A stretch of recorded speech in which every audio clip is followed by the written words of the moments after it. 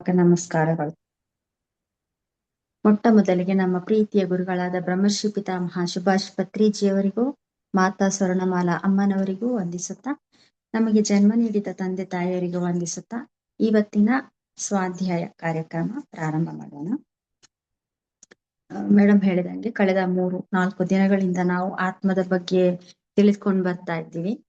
ಆತ್ಮ ಎಂದರೇನು, ಆತ್ಮ ಎಲ್ಲಿದೆ, ಆತ್ಮ ಪದಾರ್ಥ ಅಂದ್ರೆ ಏನು, ತತ್ವಮಸಿ ಅಂದ್ರೆ ಏನು, ಎಲ್ಲವನ್ನು ತಿಳ್ಕೊಂಡು ಬಂದ ಇದ್ದೇವೆ. ಇವತ್ತು ಸಾಮೂಹಿಕ ಆತ್ಮ ಮತ್ತು ವೈಯಕ್ತಿಕ ಆತ್ಮ ಎಂಬುದರ ಬಗ್ಗೆ ತಿಳ್ಕೊಳ್ಳೋಣ. ಏನಿದು ಸಾಮೂಹಿಕ ಆತ್ಮ ಅಂದ್ರೆ ಏನು, ವೈಯಕ್ತಿಕ ಆತ್ಮ ಅಂದ್ರೆ ಏನು? ವೈಯಕ್ತಿಕ ಆತ್ಮ ಅಂದ್ರೆ ಇಂಡಿವಿಜುವಲ್ ಸೋಲ್. ಇಂಡಿವಿಜುವಲ್ ಸೋಲ್ ಅಂದ್ರೆ ಒಂದೇ ಒಂದು ಆತ್ಮ ಅಂತ. ಸಾಮೂಹಿಕ ಆತ್ಮ ಅಂದ್ರೆ ಎಲ್ಲಾ ಒಂದು ಸಮೂಹಕ್ಕೂ ಒಂದೇ ಆತ್ಮ ಅಂತ. ಅಂದ್ರೆ ಈಗ ನಮ್ಮ ಇದರ ಪ್ರಕಾರ ಪ್ರತಿಯೊಬ್ಬ ಮನುಷ್ಯನು ಒಂದು ವೈಯಕ್ತಿಕ ಆತ್ಮ. ಮನುಷ್ಯ ಸಾಮ್ರಾಜ್ಯದ ನಂತರ ಬರೋದೇ ವೈಯಕ್ತಿಕ ಆತ್ಮ.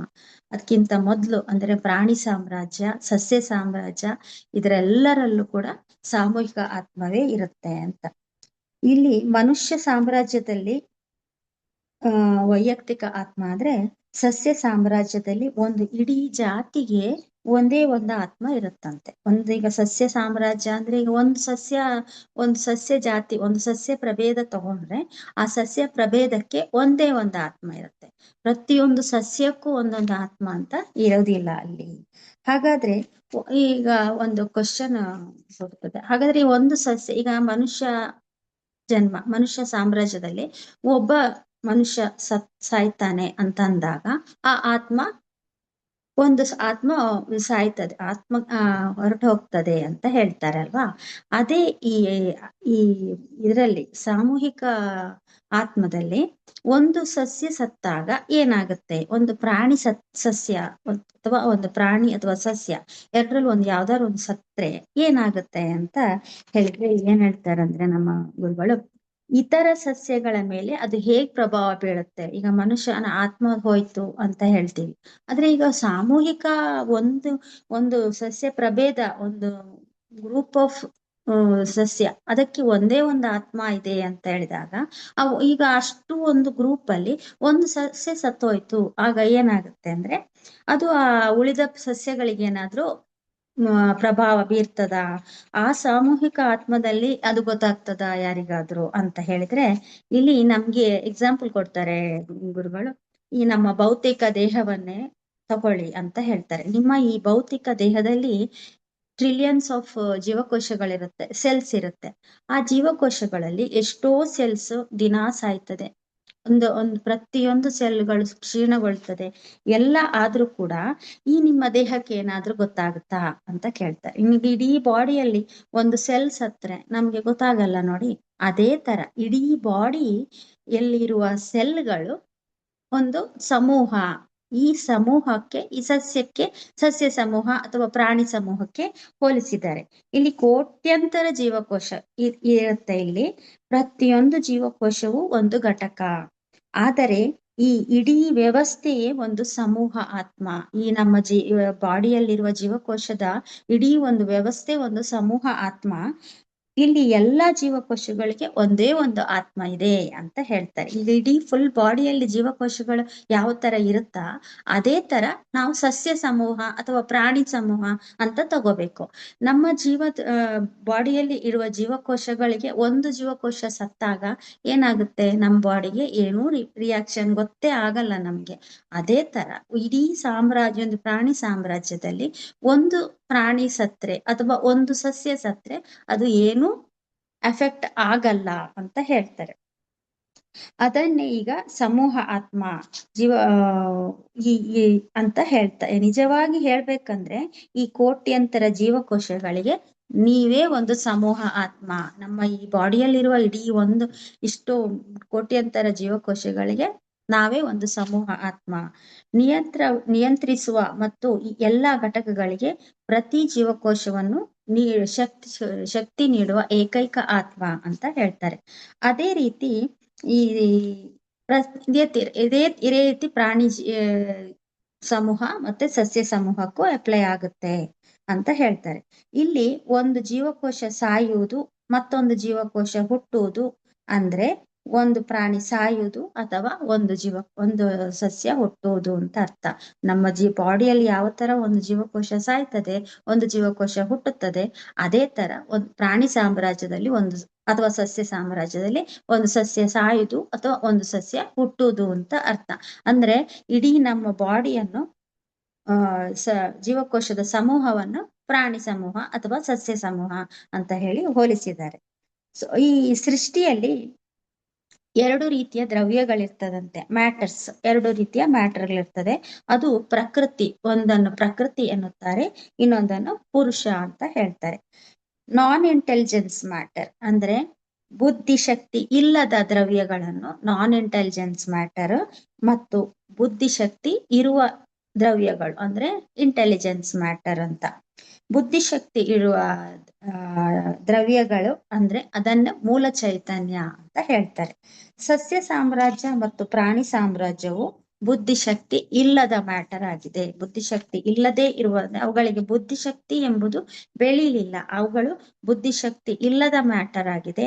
ಅದೇ ಮನುಷ್ಯ ಸಾಮ್ರಾಜ್ಯ ಅಂದ್ರೆ ಬುದ್ಧಿಶಕ್ತಿ ಇರುವ ದ್ರವ್ಯ, ಇಂಟೆಲಿಜೆನ್ಸ್ ಮ್ಯಾಟರ್ ಅಂತ ಹೇಳಿದ್ದಾರೆ. ಬುದ್ಧಿಶಕ್ತಿ ಇಲ್ಲದ ದ್ರವ್ಯವು ಪ್ರಕೃತಿಯಿಂದ ಬರುತ್ತದೆ, ಇದು ಪ್ರಕೃತಿಯಿಂದ ಬರುತ್ತದೆ. ಅದೇ ಬುದ್ಧಿಶಕ್ತಿ ಇರುವ ದ್ರವ್ಯವು ಪುರುಷನಿಂದ ಬರುತ್ತದೆ. ಆದ್ದರಿಂದ ಎಲ್ಲ ಸಸ್ಯ ಪ್ರಭೇದಗಳು ಸಸ್ಯ ಸಮೂಹ ಆತ್ಮಗಳು ಪ್ರಕೃತಿಯ ಭಾಗವಾಗಿದೆ. ಪ್ರಕೃತಿಯ ಭಾಗ ಅಂದ್ರೆ ಅದು ಬುದ್ಧಿಶಕ್ತಿ ಇಲ್ಲದವುಗಳು, ಅವುಗಳು ಪ್ರಕೃತಿಯ ಭಾಗ ಆಗಿದೆ. ಪ್ರಾಣಿ ಸಮೂಹ, ಸಸ್ಯ ಸಮೂಹ ಎಲ್ಲ ಪ್ರಕೃತಿಯ ಭಾಗ.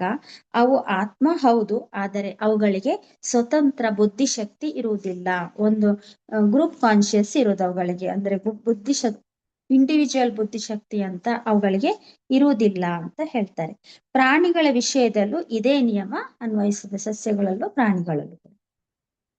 ಸಸ್ಯ ಮತ್ತೆ ಪ್ರಾಣಿಗಳ ಆದ್ರೆ ಸಸ್ಯ ಮತ್ತು ಪ್ರಾಣಿಗಳ ಪ್ರಜ್ಞೆ ಸ್ವಲ್ಪ ಚೇಂಜ್ ಆಗುತ್ತೆ. ಅವುಗಳ ಮೂಲ ಒಂದು ಅಸ್ತಿತ್ವದಲ್ಲಿ ಸ್ವಲ್ಪ ಹೆಚ್ಚು ಕಡಿಮೆ ಆಗುತ್ತೆ. ಪ್ರಜ್ಞೆ ಇರುತ್ತೆ ಅವುಗಳಿಗೆ, ಆದ್ರೆ ಅವುಗಳಿಗೆ ಬುದ್ಧಿಶಕ್ತಿ ಎಂಬುದು ಇರುವುದಿಲ್ಲ. ಅಂದ್ರೆ ಈ ಎರಡು ಒಂದೇನಾ, ಏನಾದ್ರೂ ವ್ಯತ್ಯಾಸ ಇದೆಯಾ ಇದರಲ್ಲಿ ಅಂತ ಅಂದ್ಕೊಂಡ್ರೆ ಅದರ ಮೂಲದಲ್ಲಿ ಮಾತ್ರ ವ್ಯತ್ಯಾಸ ಇರುತ್ತೆ. ಅದು ಪ್ರಾಣಿ ಮೂಲ, ಇದು ಸಸ್ಯ ಮೂಲ. ಆದ್ರೆ ಆ ಪ್ರಜ್ಞೆಯಲ್ಲಿ ಸ್ವಲ್ಪ ಇರಬಹುದು, ಬುದ್ಧಿಶಕ್ತಿ ಇರೋದೇ ಇಲ್ಲ ಅವುಗಳಿಗೆ ಅಂತ ಹೇಳುತ್ತೆ. ಆದ್ರೆ ಮನುಷ್ಯ ಮಾತ್ರ ನಿಜವಾದ ಬುದ್ಧಿಶಕ್ತಿಯುಳ್ಳ ದ್ರವ್ಯ. ಈಗ ಈ ಬುದ್ಧಿಶಕ್ತಿಯುಳ್ಳ ದ್ರವ್ಯ ಮತ್ತು ಬುದ್ಧಿಶಕ್ತಿ ಇಲ್ಲದ ದ್ರವ್ಯಗಳ ನಡುವಿನ ಪರಸ್ಪರ ಕ್ರಿಯೆಯಿಂದಾಗಿ ಈ ಪ್ರಾಣಿ ಸಾಮ್ರಾಜ್ಯ ಮತ್ತು ಸಸ್ಯ ಸಾಮ್ರಾಜ್ಯಗಳು ಉದ್ಭವಿಸಿವೆ. ಇಲ್ಲಿ ಹೇಳೋದು ಏನಂದ್ರೆ, ಬುದ್ಧಿಶಕ್ತಿ ಇರುವ ಮನುಷ್ಯ ಸಾಮ್ರಾಜ್ಯದಿಂದ ಬುದ್ಧಿಶಕ್ತಿ ಇಲ್ಲದೆ ಇರುವ ಪ್ರಾಣಿ ಮತ್ತು ಸಸ್ಯ ಸಾಮ್ರಾಜ್ಯ ಉದ್ಭವಿಸಿದೆ. ಇದು ಒಂದು ಹೊಸ ವಿಚಾರ ಅಂತ ಅನ್ಸುತ್ತೆ ನನ್ಗೆ ಇಷ್ಟವರೆಗೆ. ಈ ಪ್ರಾಣಿ ಸಾಮ್ರಾಜ್ಯ ಮತ್ತು ಸಸ್ಯ ಸಾಮ್ರಾಜ್ಯ ಬಂದಿರುವುದೇ ಮನುಷ್ಯ ಸಾಮ್ರಾಜ್ಯದಿಂದ. ಮನುಷ್ಯ ಸಾಮ್ರಾಜ್ಯದ ಕಾರಣದಿಂದಾಗಿಯೇ ಈ ಸಸ್ಯ ಮತ್ತು ಪ್ರಾಣಿ ಸಾಮ್ರಾಜ್ಯಗಳು ಉದ್ಭವಿಸಿವೆ ಅಂತ ಹೇಳ್ತಾರೆ ಗುರುಗಳಲ್ಲಿ. ಈ ಪ್ರಕೃತಿಯೊಂದಿಗಿನ ಸಂವಹನದಲ್ಲಿ ಅಂದ್ರೆ ಈ ಮನುಷ್ಯ ಸಾಮ್ರಾಜ್ಯ, ಪ್ರಕೃತಿ ಅಂದ್ರೆ ಬುದ್ಧಿಶಕ್ತಿ ಇಲ್ಲದೆ ಇರುವ ಒಂದು ಸಾಮ್ರಾಜ್ಯ, ಅದು ಅಂದ್ರೆ ಪ್ರಾಣಿ ಮತ್ತು ಸಸ್ಯ ಸಾಮ್ರಾಜ್ಯ. ಈ ಪ್ರಕೃತಿಯೊಂದಿಗಿನ ಸಂವಹನದಲ್ಲಿ ಉದಾಹರಣೆಗೆ ಈ ಮನುಷ್ಯನ ಕೀಳು ಮಟ್ಟದ ತಮೋಗುಣದ ಆಸೆಗಳು, ಬೇಸಿಕ್ ಡಿಸೈರ್ಸ್ ಅಂತ ಹೇಳ್ತಾರೆ. ಕೀಳು ಮಟ್ಟದ ತಮೋಗುಣದ ಆಸೆಗಳಿಂದಾಗಿ ಕ್ರೂರ ಪ್ರಾಣಿಗಳು ಅಥವಾ ಮಾಂಸಾಹಾರ ಪ್ರಾಣಿಗಳು ಹುಟ್ಟುತ್ತವೆ ಅಂತ ಹೇಳ್ತಾರೆ ಇಲ್ಲಿ ಗುರುಗಳು. ಅಂದ್ರೆ ಅದೇ ಮನುಷ್ಯನ ಒಳ್ಳೆಯ ಮತ್ತು ಹಿತಕರವಾದ ಆಸೆಗಳು ನಮಗೆ ಉಪಕಾರಿಯಾಗುವ ಸಾಕು ಪ್ರಾಣಿಗಳು ಅಥವಾ ಸಸ್ಯಾಹಾರ ಪ್ರಾಣಿಗಳಾಗಿ ರೂಪುಗೊಂಡಿವೆ. ಬರೀ ಈ ಮನುಷ್ಯನ ಡಿಸೈರ್ಸ್ ಇಂದಲೇ, ಆಸೆಗಳಿಂದಲೇ ಈ ಸಾಕು ಪ್ರಾಣಿಗಳು, ಕ್ರೂರ ಪ್ರಾಣಿಗಳು ಹುಟ್ಟುತ್ತವೆ ಅಂತ ಇಲ್ಲಿ ಹೇಳ್ತಾರೆ. ಈಗ ಇದು ಹೇಗೆ ಅವರಿಗೆ ಗುರುಗಳು ತಿಳ್ಕೊಂಡ್ರಂದ್ರೆ, ಅವರು ಥಿಂಕಿಂಗ್ ಅಂಡ್ ಡೆಸ್ಟಿನಿ ಎಂಬ ಒಂದು ಪುಸ್ತಕದ ಸ್ವಾಧ್ಯಾಯ ಮಾಡಿದಾಗ ಅವರಿಗೆ ಈ ಹೊಸ ಒಂದು ವಿಚಾರ ತಿಳಿಯಿತು. ನನಗೆ ಹೊಸ ಒಳನೋಟ ನೀಡಿದೆ ಈ ಪುಸ್ತಕ, ತುಂಬಾ ವಿಚಿತ್ರವಾದ ಒಳನೋಟವಿದು. ಪ್ರಾಣಿಗಳನ್ನು ಸೃಷ್ಟಿಸಿದ್ದೇ ಮನುಷ್ಯರು ಅಂತ ಹೇಳ್ತಾರೆ. ಹಾಗಾದ್ರೆ ನಿಜವಾಗ್ಲೂ ಹೌದಾ ಇದು ಪ್ರಾಣಿಗಳನ್ನು ಸೃಷ್ಟಿಸಿದ್ದು ಮನುಷ್ಯರ ಅಂತ ನೋಡಿದ್ರೆ, ಹೌದು, ಪ್ರಾಣಿಗಳನ್ನು ಸೃಷ್ಟಿಸಿದ್ದು ಮನುಷ್ಯರು. ಸಸ್ಯ ಸಾಮ್ರಾಜ್ಯವನ್ನಾದ್ರೆ ನಾವು ಅರ್ಥ ಮಾಡ್ಕೋಬಹುದು, ಆದ್ರೆ ಪ್ರಾಣಿ ಸಾಮ್ರಾಜ್ಯ, ಹೌದು, ಸಸ್ಯ ಸಾಮ್ರಾಜ್ಯ ಪ್ರತಿಯೊಂದನ್ನು ಮನುಷ್ಯನೇ ಸೃಷ್ಟಿ ಮಾಡಿದ್ದು ಹೌದು, ಒಪ್ಕೊಳ್ತಾರೆ ಎಲ್ಲರೂ. ಆದ್ರೆ ಪ್ರಾಣಿ ಸಾಮ್ರಾಜ್ಯವನ್ನು ಕೂಡ ಮನುಷ್ಯನೇ ಸೃಷ್ಟಿ ಮಾಡಿದ್ದು, ಮನುಷ್ಯನೇ ಸೃಷ್ಟಿಕರ್ತ ಈ ಪ್ರಾಣಿ ಸಾಮ್ರಾಜ್ಯಕ್ಕೆ ಅಂತ ಹೇಳ್ತಾರೆ. ಮನುಷ್ಯನ ಬೇಡದ ಭಾವನೆಗಳ ವಿಸರ್ಜನೆಯು ಮಾಂಸಾಹಾರಿ ಆಗಿವೆ. ಬೇಡದ ಒಂದು ಯೋಚನೆಗಳು, ಬೇಡದ ಒಂದು ಭಾವನೆಗಳೇ ಮಾಂಸಾಹಾರ ಪ್ರಾಣಿಗಳಾಗಿ ಹುಟ್ಟಿಕೊಂಡಿವೆ. ಮನುಷ್ಯನ ಒಳ್ಳೆಯ ಭಾವನೆಗಳು ಮತ್ತು ಆಸೆಗಳು ಸಾಕು ಪ್ರಾಣಿಗಳು ಅಥವಾ ಸಸ್ಯಾಹಾರ ಪ್ರಾಣಿಗಳಾಗಿ ಹುಟ್ಟಿಕೊಂಡಿವೆ. ಅಂದ್ರೆ ಮನುಷ್ಯನು ಪ್ರಾಣಿಗಳನ್ನು ಪ್ರಜ್ಞಾಪೂರ್ವಕವಾಗಿ ಸೃಷ್ಟಿಸಿದ್ದು ಅಲ್ಲ ಅಂತ ಹೇಳ್ತಾನೆ. ಯಾಕೆಂದ್ರೆ ಅವನ ಭಾವನೆಗಳಿಗೆ ಅವನ ಹತ್ರ ಕಂಟ್ರೋಲ್ ಇರಲ್ಲ. ಯಾವುದೋ ಒಂದು ಕ್ರೂರ ಭಾವನೆಗಳು ಅವನಾಗಿ ಸೃಷ್ಟಿಸಿದ್ದಲ್ಲ, ಅವನ ಪ್ರಜ್ಞೆ ಇಲ್ಲದ ಅಂದ್ರೆ ಅನ್ಕಾನ್ಶಿಯಸ್ ಯೋಚನೆಯಿಂದ ಅವನು ಆ ಪ್ರಾಣಿ ಸಾಮ್ರಾಜ್ಯವನ್ನು ಹುಟ್ಟಿಸಿದ್ದಾನೆ. ಅವರ ಸುಪ್ತ ಪ್ರಜ್ಞೆಯ ಕೆಟ್ಟ ಆಸೆಗಳು ಕ್ರೂರ ಪ್ರಾಣಿಗಳಾದರೆ, ಒಳ್ಳೆಯ ಆಸೆಗಳು ಸಾಕು ಪ್ರಾಣಿಗಳಾಗಿವೆ. ಅದೇ ಅನ್ಕಾನ್ಶಿಯಸ್ ಪ್ರಜ್ಞೆ ಇರುತ್ತಲ್ವಾ, ಆ ಪ್ರಜ್ಞೆಯಿಂದಾಗಿ ಕೆಟ್ಟ ಆಲೋಚನೆಯಿಂದ ಕ್ರೂರ ಪ್ರಾಣಿಗಳು, ಒಳ್ಳೆಯ ಆಲೋಚನೆಯಿಂದ ಒಳ್ಳೆಯ ಭಾವನೆಯಿಂದ ಸಾಕು ಪ್ರಾಣಿಗಳು ಅಥವಾ ಸಸ್ಯಾಹಾರ ಪ್ರಾಣಿಗಳು ಹುಟ್ಟಿವೆ ಅಂತ ಹೇಳ್ತಾರೆ. ಈಗ ಇಷ್ಟು ಪ್ರಭಾವಿತಗೊಳಿಸಿದ ಈ ಥಿಂಕಿಂಗ್ ಅಂಡ್ ಡೆಸ್ಟಿನಿ ಬುಕ್ ಯಾವ ತರ ಏನ್ ಹೇಳುತ್ತೆ ಅಂದ್ರೆ, ಪ್ರಾಣಿ ಮತ್ತು ಸಸ್ಯ ಸಾಮ್ರಾಜ್ಯಗಳು ತಾವೇ ವಿಕಾಸಗೊಂಡು ಮನುಷ್ಯರಾಗುವುದಿಲ್ಲ. ಇಲ್ಲಿ ಕೇಳಿ, ಪ್ರಾಣಿ ಮತ್ತೆ ಸಸ್ಯ ಸಾಮ್ರಾಜ್ಯ ಅವರುಗಳು ವಿಕಾಸಗೊಂಡು ಮನುಷ್ಯ ಆಗ್ತಾರೆ ಅಂತ ಒಂದು ತಪ್ಪು ಕಲ್ಪನೆ ಮಾಡ್ಕೋಬೇಡಿ, ಅದು ಅಲ್ಲ ಅಂತ ಹೇಳ್ತಾರೆ. ಬದಲಿಗೆ ಮನುಷ್ಯನ ಒಳಗಿರುವ ಆಸೆಗಳು, ವಿಕಾರಗಳು ಮತ್ತು ಭಾವನೆಗಳೇ ಹೊರ ಜಗತ್ತಿನಲ್ಲಿ ಪ್ರಾಣಿ ಮತ್ತು ಸಸ್ಯ ಸಾಮ್ರಾಜ್ಯಗಳಾಗಿ ರೂಪುಗೊಂಡಿದೆ. ಅದು ಮನುಷ್ಯನ ಒಂದು ಒಳ ಜಗತ್ತಿನಲ್ಲಿರುವ ಭಾವನೆ, ಒಳಗಿರುವ ಆಸೆಗಳು, ವಿಕಾರಗಳ ಮತ್ತು ಭಾವನೆಗಳೇ ಈ ಪ್ರಾಣಿ ಮತ್ತು ಸಸ್ಯ ಸಾಮ್ರಾಜ್ಯವನ್ನು ಸೃಷ್ಟಿಸಿದೆ ಅಂತ ಹೇಳ್ತಾರೆ. ಇಲ್ಲಿ ಒಂದು ಗುರುಗಳು ಹೇಳ್ತಾರೆ, ಪ್ರತಿಯೊಬ್ಬ ಮನುಷ್ಯನ ಈ ಬುಕ್ಕಲ್ಲಿ ಏನ್ ಹೇಳಿದ್ದಾರೆ ಅಂದ್ರೆ, ಪ್ರತಿಯೊಬ್ಬನ ಮನುಷ್ಯನ ಒಳಗಡೆ ಒಂದು ಪರಿಪೂರ್ಣವಾದ ಅಮರ ಆತ್ಮ ಇರುತ್ತದೆ. ಮನುಷ್ಯನ ಒಳಗಡೆ ಒಂದು ಪರಿಪೂರ್ಣವಾದ ಆತ್ಮ ಇರುತ್ತೆ. ಆ ಆತ್ಮ ಒಟ್ಟಿಗೆ ಕೆಲಸ ಮಾಡುವ 3 ವಿಭಿನ್ನ ಭಾಗಗಳನ್ನು ಹೊಂದಿದೆ ಅಂತೆ. ಈ ಆತ್ಮ ಒಟ್ಟಿಗೆ ಕೆಲಸ ಮಾಡುವ 3 ವಿಭಿನ್ನ ಭಾಗಗಳನ್ನು ಹೊಂದಿದೆ. ಅದಕ್ಕೆ ಇದನ್ನು ಟ್ರೈಯೂನ್ ಅಂತ ಹೇಳ್ತಾರೆ. ಇದು 3 ಒಂದಾಗಿರುವುದು ಎಂದು ಅರ್ಥ. ಟ್ರೈಯೂನ್ ಅಂದ್ರೆ 3ರಲ್ಲಿ 3 in 1 ಅಂತ, 3ರಲ್ಲಿ ಒಂದಾಗಿರುವುದು ಅಂತ ಅರ್ಥ. ಆ 3 ಯಾವುದಂದ್ರೆ ಜ್ಞಾನಿ, ಆಮೇಲೆ ಚಿಂತಕ, ಆಮೇಲೆ ಕರ್ತೃ. ಜ್ಞಾನಿ, ಚಿಂತಕ ಮತ್ತೆ ಕರ್ತೃ ಅಂದ್ರೆ ಅವನ ಮನುಷ್ಯನ ಆತ್ಮದ ಒಂದು 3 ಭಾಗಗಳು ಇದೆ. 3 ಭಾಗಗಳಿಂದ ಆತ್ಮ ರೂಪಿಸಲ್ಪಟ್ಟಿದೆ. ಆ 3 ಭಾಗ ಯಾವುದಂದ್ರೆ ಜ್ಞಾನಿ, ಆಮೇಲೆ ಥಿಂಕರ್ ಮತ್ತೆ ಕರ್ತೃ. ಜ್ಞಾನಿ ಅಂದ್ರೆ ನೋಯರ್ ಅಂತ ಹೇಳ್ತಾರೆ. ಇದು ಆತ್ಮದ ಅತ್ಯುನ್ನತ ಮತ್ತು ಪರಿಶುದ್ಧವಾದ ಭಾಗ, ಆತ್ಮದ ಒಂದು ಅತ್ಯುನ್ನತ ಭಾಗ. ಇದರ ಕೆಲಸ ಏನಂದ್ರೆ, ಇದಕ್ಕೆ ವಿಶ್ವದ ಎಲ್ಲಾ ಜ್ಞಾನವು ತಿಳಿದಿರ್ತದೆ. ಎಲ್ಲಾ ಜ್ಞಾನವು ಈ ಜ್ಞಾನಿ ಎಂಬ ಒಂದು ಪಾರ್ಟಿಗೆ ಗೊತ್ತಿರುತ್ತೆ. ಇದು ಯಾವುದೇ ಆಸೆ ಅಥವಾ ಭಾವನೆಗಳಿಗೆ ಒಳಗಾಗಿರುವುದಿಲ್ಲ. ಅಂದ್ರೆ ಅಂತ ಪರಿಶುದ್ಧವಾಗಿರೋದು. ಮತ್ತೆ ಎಲ್ಲಾ ಅಜ್ಞಾನವು ಈ ಇದಕ್ಕೆ ಜ್ಞಾನಿ ಎಂಬ ಒಂದು ಪಾರ್ಟಿಗೆ ತಿಳಿದಿರುತ್ತದೆ. ಇದು ಯಾವುದೇ ಆಸೆ ಅಥವಾ ಭಾವನೆಗಳಿಗೆ ಒಳಗಾಗಿರುವುದಿಲ್ಲ. ಇದು ನಿಷ್ಪಕ್ಷಪಾತ ಸಾಕ್ಷಿಯಾಗಿ ಅಂದ್ರೆ ಅಬ್ಸರ್ವರ್ ಆಗಿ ಎಲ್ಲವನ್ನೂ ನೋಡ್ತಾ ಇರ್ತದಂತೆ. ಆ ಪಾರ್ಟ್ ಅಂದ್ರೆ ಮನಸ್ಸಲ್ಲಿ ಇದ್ದ ಒಂದು ಪಾರ್ಟ್ ಅದು ಎಲ್ಲವನ್ನೂ ನೋಡ್ತಾ ಇರ್ತದೆ. ಇದಕ್ಕೆ ಯಾವುದೇ ಗೊಂದಲಗಳು ಇರುವುದಿಲ್ಲ. ನೆಕ್ಸ್ಟ್ 2ನೇ ಪಾರ್ಟ್ ಚಿಂತಕ. ಇದು ಆತ್ಮ. ಚಿಂತಕ ಅಂದ್ರೆ ಥಿಂಕರ್ ಅಂತ. ಇದು ಆತ್ಮದ ಬುದ್ಧಿವಂತಿಕೆ ಹಾಗೂ ನ್ಯಾಯದ ಭಾಗ. ಆತ್ಮದ ಒಂದು ಬುದ್ಧಿವಂತಿಕೆ ಮತ್ತು ನ್ಯಾಯದ ಭಾಗ. ಇದು ಜ್ಞಾನಿ ಮತ್ತು ಡೂಯರ್ ಕರ್ತೃ ಮೂರನೇ ಭಾಗ ಇದೆಯಲ್ಲ, ಅದರದ್ದು ಕೊಂಡಿಯಾಗಿ, ನಡುವಿನ ಕೊಂಡಿಯಾಗಿ ಕೆಲಸ ಮಾಡ್ತದೆ. ಕರ್ಮದ ನಿಯಮದ ಪ್ರಕಾರ ಯಾವುದು ಸರಿ ಯಾವುದು ತಪ್ಪು ಎಂಬುದನ್ನು ಯೋಚಿಸುವುದು ಇದೇ ಭಾಗ. ಇದು ಧರ್ಮ, ನ್ಯಾಯ ಮತ್ತು ಸತ್ಯದ ಆಧಾರದ ಮೇಲೆಯೇ ಯೋಚಿಸುತ್ತಿರುತ್ತದೆ. ನೆಕ್ಸ್ಟ್ ಮೂರನೇ ಪಾರ್ಟ್ ಕರ್ತೃ ಅಂತ. ಇದು ನಮ್ಮ ದೇಹದ ಒಳಗಿರುವ ಪ್ರಸ್ತುತ ನಾವೇ ಎಂದು ಭಾವಿಸುತ್ತಿರುವ ನಾವು, ಅಂದರೆ ಆಸೆ ಹಾಗೂ ಭಾವನೆಗಳ ಭಾಗ. ಕರ್ತೃ ಅಂದ್ರೆ ಆಸೆ ಹಾಗೂ ಭಾವನೆಗಳ ಭಾಗ ಅಂತೆ. ಮೈನ್ ನಾವೆಲ್ಲರೂ ಇದ್ರಲ್ಲೇ ಇರೋದು ಅಂತ ಅನ್ಕೊಂಡಿದೀವಿ. ಇದು ಇದರ ಕೆಲಸ ಏನಂದ್ರೆ, ಇದು ಆಸೆ ಪಡುತ್ತದೆ ಮತ್ತು ಅನುಭವಿಸುತ್ತದೆ. ಫೀಲಿಂಗ್ಸ್, ಆಸೆ ಮತ್ತೆ ಡಿಸೈರ್ಸ್ ಮತ್ತು ಫೀಲಿಂಗ್ಸ್ ಇರುತ್ತೆ ಇದಕ್ಕೆ. ಭೌತಿಕ ಜಗತ್ತಿನಲ್ಲಿ ಕರ್ಮಗಳನ್ನು ಮಾಡುವುದು ಮತ್ತು ಅದರ ಸುಖ ದುಃಖಗಳನ್ನು ಅನುಭವಿಸುವುದು ಇದೇ ಭಾಗ. ಭೌತಿಕ, ನಾವು ಇದನ್ನೇ ಆತ್ಮ ಅಂತ ಅನ್ಕೊಂಡಿದ್ದೀವಿ, ಬಟ್ ಇದು ಆತ್ಮದ ಮೂರನೆಯ ಭಾಗ. ಈ ಭೌತಿಕ, ನಾವು ಏನೇ ಪ್ರಾಪಂಚಿಕ ಜೀವನದಲ್ಲಿ ನಾವು ಹೆಂಗಿರ್ತೀವಿ ಅದನ್ನು ಮಾಡೋದು ಇದೇ ಭಾಗ, ಅಂದ್ರೆ ಕರ್ತೃ ಭಾಗ ಅಂತ. ಇದು ಡೂಯರ್ ಭಾಗವು ಸದ್ಯಕ್ಕೆ ಭೌತಿಕ ದೇಹದ ಆ ಪಂಚೇಂದ್ರಿಯಗಳ ಮಾಯೆಗೆ ಸಿಲುಕಿದೆ. ಈ ಭಾಗ ಇದೆಲ್ಲ ಪಂಚೇಂದ್ರಿಯಗಳಿದೆಲ್ಲ, ನಮ್ಮ ಹೊರ ಪ್ರಪಂಚವನ್ನು ನೋಡುತ್ತಿರುವ ಅನುಭವಿಸುತ್ತಿರುವ ಪಂಚೇಂದ್ರಿಯಗಳ ಮಾಯೆಗೆ ಸಿಲುಕಿದೆ. ದೇಹವೇ ನಾನು ಎಂದು ಭ್ರಮಿಸಿ ತನ್ನ ಉಳಿದ ಎರಡು ಭಾಗಗಳಾದ ಚಿಂತಕ ಮತ್ತು ಜ್ಞಾನಿಯನ್ನು ಮರೆತು ಬಿಟ್ಟಿದೆ.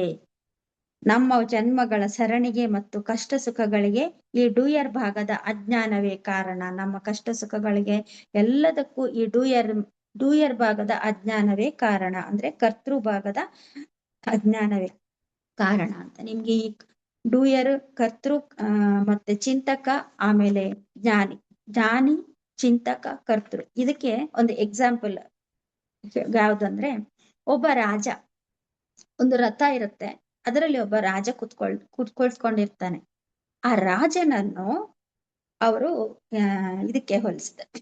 ಎಲ್ಲ ಆ ರಾಜನಿಗೆ ಅವನನ್ನು ನೋಯರ್ ಅಥವಾ ಜ್ಞಾನಿ ಎಂಬುದಾಗಿ ಎಕ್ಸಾಂಪಲ್ ಕೊಡ್ತಾರೆ. ಈಗ ಜ್ಞಾನಿಗೆ ರಾಜನಿಗೆ ಹೋಲಿಸಿದ್ದಾರೆ ಜ್ಞಾನಿಯನ್ನು. ಅಂದ್ರೆ ಅವನಿಗೆ ಎಲ್ಲ ಗೊತ್ತಿರ್ತದೆ, ಎಲ್ಲಿಗೆ ಹೋಗ್ಬೇಕು, ಅವರ ಗುರಿ ಯಾವುದು ಎಲ್ಲ ಗೊತ್ತಿರ್ತದೆ, ಆದ್ರೆ ಅವನು ರಥ ಓಡಿಸುದಿಲ್ಲ, ಸೈಲೆಂಟ್ ಆಗಿರ್ತಾನೆ, ಅವನು ಏನು ಮಾತಾಡಲ್ಲ. ಆದ್ರೆ ಈ ಥಿಂಕರ್ ಅಂದ್ರೆ ಡ್ರೈವರಿಗೆ ಗೊತ್ತಿರುತ್ತೆ ರಾಜನ ಎಲ್ಲಿ ಕರ್ಕೊಂಡು ಹೋಗ್ಬೇಕು, ಮುಂದಕ್ಕೆ ಎಲ್ಲಿಗೆ ಹೋಗ್ಬೇಕು, ಯಾವ ತರ ರಥ ಓಡಿಸ್ಬೇಕು ಎಲ್ಲ ಗೊತ್ತಿರುತ್ತೆ.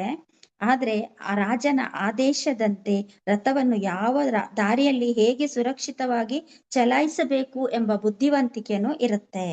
ಮತ್ತೆ ಕುದುರೆಗಳು ಮತ್ತು ಲಗಾಮು, ಅಂದ್ರೆ ಅದನ್ನು ಕರ್ತೃಗೆ ಹೋಲಿಸಿದ್ದಾರೆ. ಕರ್ತೃ ಅಂದ್ರೆ ಕುದುರೆ ಮತ್ತು ಲಗಾಮು ಹೇಗೆ, ಇವುಗಳಿಗೆ ಓಡ್ಬೇಕಂತ ಗೊತ್ತಿದೆ, ವೇಗವಾಗಿ ಹೋಗ್ಬೇಕು ಅಂತ ಆಸೆ ಇರುತ್ತೆ, ಆದ್ರೆ ಸಾರಥಿಯ ಮಾತು ಕೇಳಲಿಲ್ಲ ಅಂದ್ರೆ ಇವುಗಳು ದಾರಿ ತಪ್ಪುತ್ತವೆ. ಅದೇ ಈ ಕರ್ತೃಗಳದ್ದು ಕೆಲಸ ಆಗ್ಬಿಡ್ತದೆ. ಅಂದ್ರೆ ರಾಜ, ಆಮೇಲೆ ಇದು ರಥದ ವಾಹಕ ಅವನೇ ಸಾರಥಿ, ಆಮೇಲೆ ಈ ಕುದುರೆ ಮತ್ತು ಲಗಾಮು, ಈ ಮೂರನ್ನು ಈ ನಮ್ಮ ಜ್ಞಾನಿ, ಚಿಂತಕ ಮತ್ತೆ ಕರ್ತೃವಿಗೆ ಹೋಲಿಸಿದ್ದಾರೆ. ಯಾವ ತರ ಅವರು ಇದು ಮಾಡ್ತಾರೆ, ಅಲ್ಲಿ ಆಕ್ಟ್ ಮಾಡ್ತಾರೆ, ಅದನ್ನು ಅದೇ ತರ ಇಲ್ಲಿ ಎಕ್ಸಾಂಪಲ್ ಕೊಟ್ಟಿದ್ದಾರೆ. ಇನ್ನೊಂದು ಎಕ್ಸಾಂಪಲ್ ಅಂದ್ರೆ ಈ ಮೊಬೈಲ್ ಅನ್ನೇ ತಗೋಬಹುದು. ಇದರಲ್ಲಿ ಮೊಬೈಲ್ ಅಲ್ಲಿ ಇಂಟರ್ನೆಟ್ ಸಿಗುತ್ತೆ, ಅದು ಕ್ಲೌಡ್, ಅದೊಂದು, ಅಲ್ಲಿ ನಿಮ್ಗೆ ಏನ್ ಬೇಕು ಅದು ಸುಮ್ಮನೆ ಇರುತ್ತೆ, ನಿಮ್ಗೆ ಬೇಕಾದಾಗ ನೀವು ಅದನ್ನು ಆಕ್ಸೆಸ್ ಮಾಡ್ಕೊಂಡು ನೋಡ್ಕೋಬಹುದು. ಅದನ್ನು ಜ್ಞಾನಿಗೆ ಹೋಲಿಸಿದ್ದಾರೆ ಇಂಟರ್ನೆಟ್ ಅನ್ನು. ಇಲ್ಲಿ ಮೊಬೈಲ್ ಅಲ್ಲಿ ಇರುವ ಪ್ರೊಸೆಸರ್ ಇರುತ್ತಲ್ಲ, ಅದನ್ನು ಚಿಂತಕನಿಗೆ ಹೋಲಿಸಿದ್ದಾರೆ. ಆ ಪ್ರೊಸೆಸರಿಗೆ ಗೊತ್ತಿದೆ ಏನ್ ಮಾಡಿದ್ರೆ ಎಲ್ಲ ಗೊತ್ತದಕ್ಕೆ, ಆದ್ರೆ ಅದು ಸುಮ್ಮನೆ ಇರುತ್ತೆ. ಆಮೇಲೆ ನಾವು ಮೊಬೈಲ್ ಆಪರೇಟ್ ಮಾಡ್ತೀವಲ್ಲ, ನಮ್ಮನ್ನು ಕರ್ತೃವಿಗೆ ಹೋಲಿಸಿದ್ದಾರೆ.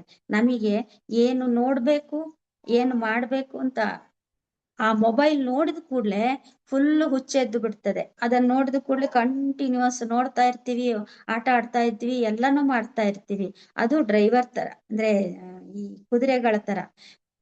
ಅಂದ್ರೆ ಇಲ್ಲಿ ಈ ಪ್ರೊಸೆಸರ್ ಹೇಳ್ತಾ ಇರ್ತಂತೆ, ಏನೋ ಒಂದು ಗೇಮ್ ಆಡ್ತಾ ಇರ್ತಾನೆ, ಪ್ರೊಸೆಸರ್ ಹೇಳತ್ತಂತೆ ನಿನ್ನದು ಬ್ಯಾಟ್ರಿ ಖಾಲಿ ಆಗ್ತಾ ಇದೆ, ಇರು, ಮುಗಿಸು, ನಿಲ್ಸು ಅಂತ. ಆದ್ರೆ ಇವನು ಆಟ ಆಡ್ತಾ ಬ್ಯಾಟ್ರಿ ಖಾಲಿಯಾಗಿ ಅವನು ಇದೇ ಅವನಿಗೆ ಏನೂ ಗೊತ್ತಿಲ್ಲದೆ ಆ ಒಂದು ಸಿಚುವೇಶನ್ ಅಲ್ಲಿ ಬ್ಯಾಟ್ರಿ ಆಫ್, ಮೊಬೈಲೇ ಆಫ್ ಆದ್ರೂ ಕೂಡ ಅವನಿಗೆ ಹಿಡಿತಾ ಇರುವುದಿಲ್ಲ ಅವನ ಇದರ ಮೇಲೆ, ಥಿಂಕಿಂಗ್ ಆಟದ ಮೇಲೆ ಅಂತ ಹೇಳ್ಬಿಟ್ಟು ಇಲ್ಲಿ ಎಕ್ಸಾಂಪಲ್ ಕೊಡ್ತಾರೆ 3 ಮೊಬೈಲ್ ಮತ್ತೆ ರಥ ಸಾರಥಿ ಎಂಬ ಇದರ ಬಗ್ಗೆ. ಇನ್ನು ಮುಂದುವರೆದು ಹೇಳ್ತಾರೆ ಈ ಬುಕ್ಕಲ್ಲಿ, ಕರ್ಮದ ನಿಯಮವು ಕೇವಲ ಒಂದು ಪರಿಕಲ್ಪನೆ ಅಲ್ಲ, ಅದು ವಿಶ್ವದ ಭೌತಿಕ ನಿಯಮ ಎಂದು ಹೇಳುತ್ತದೆ ಈ ಬುಕ್ಕು. ನಾವು ಮಾಡುವ ಪ್ರತಿಯೊಂದು ಯೋಚನೆಯು ಬ್ರಹ್ಮಾಂಡಕ್ಕೆ ಬಿಡುಗಡೆಯಾಗುವ ಒಂದು ಶಕ್ತಿ. ಇಲ್ಲೂ ಕೂಡ ಯೋಚನಾ ಶಕ್ತಿಯೇ ಬರುತ್ತೆ. ಪ್ರತಿಯೊಂದು ನಮ್ಮ ಯೋಚನಾ ಶಕ್ತಿಯಿಂದಲೇ ಸೃಷ್ಟಿಯಾಗಿದೆ ಅಂತಲೇ ಹೇಳ್ಬೋದು. ಅದು ಇಡೀ ಜಗತ್ತಿನಲ್ಲಿ ಸುತ್ತಿ ತನಗೆ ಕಾರಣವಾದ ಮನುಷ್ಯನ ಬಳಿಗೆ ಅನುಭವದ ರೂಪದಲ್ಲಿ ಸುಖ ಅಥವಾ ದುಃಖ ರೂಪ ಮರಳಿ ಬರಲೇಬೇಕು. ಒಂದು ಮನುಷ್ಯ ಯೋಚನೆಯನ್ನು ಬ್ರಹ್ಮಾಂಡಕ್ಕೆ ಬಿಟ್ಟ ಅಂತ ಆದ್ರೆ ಅದು ಒಂದು ಶಕ್ತಿ, ಅದು ಇಡೀ ಜಗತ್ತನ್ನು ಸುತ್ತಿ ಮತ್ತೆ ವಾಪಸ್ ಮನುಷ್ಯನ ಬಳಿಗೆ ಬರ್ತದೆ. ಆಮೇಲೆ ಪ್ರಾಣಿಗಳಿಗೆ ಸ್ವಂತ ಬುದ್ಧಿಶಕ್ತಿ ಅಥವಾ ಆಲೋಚನಾ ಶಕ್ತಿ ಸಾಮರ್ಥ್ಯ ಇರುವುದಿಲ್ಲ, ಅವು ಕೇವಲ ರಿಯಾಕ್ಟ್ ಮಾಡ್ತವೆ. ಹಾಗಾಗಿ ಕರ್ಮದ ನಿಯಮ ಪ್ರಾಣಿಗಳಿಗೆ ಮತ್ತು ಸಸ್ಯಗಳಿಗೆ ಅನ್ವಯಿಸುವುದಿಲ್ಲ. ಅವುಗಳು ರಿಯಾಕ್ಟ್ ಮಾಡ್ತವೆ, ಸಸ್ಯಗಳು ಕೂಡ ರಿಯಾಕ್ಟ್ ಮಾಡ್ತವೆ. ಎಕ್ಸಾಂಪಲ್ ಆ ಟಚ್ ಮಿ ನಾಟ್ ಪ್ಲಾಂಟ್ ಇದೆಯಲ್ಲ, ಟಚ್ ಮಾಡಿದ್ರೆ ಸಾಕು ರಿಯಾಕ್ಟ್ ಮಾಡುತ್ತೆ. ಅದು ನಮ್ಗೆ ಅದು ಕಂಡುಕೊಳ್ಳುವ, ನಾವು ನೋಡ್ತಾ ಇರುವ ಒಂದು ಸಸ್ಯದ ಒಂದು ಎಕ್ಸಾಂಪಲ್. ಅದನ್ನು ಟಚ್ ಮಾಡಿದ್ರೇನೆ ಅದು ಮುದುರಿಕೊಳ್ಳುತ್ತಲ್ವಾ, ಅದೇ ತರ ರಿಯಾಕ್ಟ್ ಮಾಡ್ತವೆ ಸಸ್ಯಗಳು. ಪ್ರಾಣಿಗಳು ಅಷ್ಟೇ ರಿಯಾಕ್ಟ್ ಮಾಡ್ತವೆ, ಆದ್ರೆ ಅವುಗಳಿಗೆ ಬುದ್ಧಿಶಕ್ತಿ ಇರುವುದಿಲ್ಲ.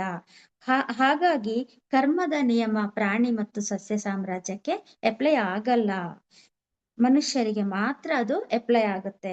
ಮನುಷ್ಯನ ಜನ್ಮಗಳ ಸರಣಿಯ ಉದ್ದೇಶ ಕೇವಲ ಲೌಕಿಕ ಸುಖ ಅನುಭವಿಸುವುದು ಅಲ್ಲ, ತಾನು ಪ್ರಕೃತಿಗಿಂತ ಭಿನ್ನ ಅದವನು ಆ ದಿವ್ಯ ಪರಮ ಬುದ್ಧಿಶಕ್ತಿ ಭಾಗ ಎಂಬುದನ್ನು ತಾನು ಅರಿತುಕೊಳ್ಳುವುದೇ ಆಗಿದೆ. ಮನುಷ್ಯ ತಾನು ಹುಟ್ಟಿದ ಕೂಡಲೇ ಕೇವಲ ಲೌಕಿಕ ಸುಖಕ್ಕೆ ಅನುಭವಿಸ್ಲಿಕ್ಕೆ ನಾನು ಬಂದಿಲ್ಲ, ಆ ದಿವ್ಯ ಪರಮ ಪ್ರಕೃತಿಗಿಂತ ತಾನು ಭಿನ್ನ.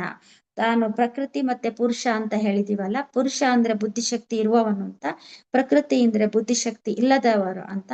ಆ ಪ್ರಕೃತಿಗಿಂತ ತಾನು ಭಿನ್ನ. ಈಗ ಪ್ರಕೃತಿ ಏನ್ ಮಾಡ್ತವೆ ಅಷ್ಟೇ ಮಾಡೋದು, ಏನು ಸುಖ ಅಂದ್ರೆ ರಿಯಾಕ್ಷನ್ ಮಾತ್ರ ಮಾಡ್ತವೆ. ಆದ್ರೆ ಮನುಷ್ಯ ತಾನು ಪ್ರಕೃತಿಗಿಂತ ಭಿನ್ನ, ಆ ದಿವ್ಯ ಪರಮ ಬುದ್ಧಿ ಶಕ್ತಿಯ ಭಾಗ ಎಂಬುದನ್ನು, ಅಂದ್ರೆ ಸುಪ್ರೀಂ ಇಂಟೆಲಿಜೆನ್ಸಿನ ತಾನು ಭಾಗ ಎಂಬುದನ್ನು ಅರಿತುಕೊಳ್ಳುವುದು ಅವನ ಇದು ಕರ್ತವ್ಯ ಆಗಿದೆ. ಮನುಷ್ಯನು ತನ್ನ ಆಸೆಗಳನ್ನು ನಿಯಂತ್ರಿಸಿ ಪ್ರಕೃತಿಯ ಮೋಹದಿಂದ ಹೊರಬಂದು ತನ್ನ ಡೂಯರ್ ಭಾಗವನ್ನು ಚಿಂತಕ ಮತ್ತು ಜ್ಞಾನಿಯೊಂದಿಗೆ ವಿಲೀನಗೊಳಿಸಿದಾಗ ಅವನಿಗೆ ಮುಕ್ತಿ ಅಥವಾ ಸಾಕ್ಷಾತ್ಕಾರ ಸಿಗುತ್ತದೆ ಅಂತ ಹೇಳ್ತಾರೆ ಈ ಬುಕ್ಕಲ್ಲಿ. ಅಂದ್ರೆ ಮನುಷ್ಯ ತನ್ನ ಆಸೆಗಳನ್ನು ನಿಯಂತ್ರಿಸಿ ಪ್ರಕೃತಿಯ ಮೋಹದಿಂದ ಹೊರಗಡೆ ಬಂದು ಡೂಯರ್ ಭಾಗ ಅಂದ್ರೆ ಕರ್ತೃ ಭಾಗವನ್ನು, ಏನೇನೋ ಮಾಡುವುದಲ್ಲ ಅಂತ. ಅಲ್ಲಿಯ ಕುದುರೆಗಳಿಗೆ ಮತ್ತೆ ಈ ಕಡೆ ಇಲ್ಲಿ ಮನುಷ್ಯ ಮೊಬೈಲ್ ಆಪರೇಟರ್ಗೆ ಹೋಲಿಸಿದಾರಲ್ವಾ, ಆ ತರ ಅಲ್ಲ. ಅವನು ಚಿಂತಕ ಮತ್ತು ಜ್ಞಾನಿಯೊಂದಿಗೆ ವಿಲೀನ ಆದಾಗ, ಚಿಂತಕ ಮತ್ತೆ ಜ್ಞಾನಿ ಅಂದ್ರೆ ಹೇಳಿದೆ ಅಲ್ವಾ, ಅದರೊಂದಿಗೆ ವಿಲೀನ ಆದಾಗ ಅವನಿಗೆ ಮುಕ್ತಿ ಅಥವಾ ಆತ್ಮ ಸಾಕ್ಷಾತ್ಕಾರವಾಗುತ್ತದೆ. ಈ ಬುಕ್ಕಿನ ಮಹೋನ್ನತ ಸಂದೇಶ ಏನಂದ್ರೆ, ನೀವು ಇಂದು ಏನಾಗಿದ್ದೀರೋ ಅದು ನಿಮ್ಮ ನಿನ್ನೆಗಳ ಯೋಚನೆಯ ಫಲ. ನಾಳೆ ಏನಾಗಬೇಕೋ ಅದನ್ನು ಇಂದು ನೀವು ಯೋಚಿಸುವ ಆಲೋಚನೆಗಳ ಮೂಲಕವೇ ನಿರ್ಧರಿಸಬಹುದು. ಹಿಂದೆ ಏನಾಗಿದ್ದೀರಿ ಅದು, ಈಗ ಏನಾಗಿದ್ದೀರಿ ಅದು ಹಿಂದಿನ ಆಲೋಚನೆಗಳು. ಈಗ ಏನು ಯೋಚನೆ ಮಾಡ್ತೀರಿ ಅದು ಮುಂದೆ ನೀವು ಏನಾಗ್ಬೇಕು ಎಂಬುದನ್ನು ತಿಳಿಸುವಂಥದ್ದು.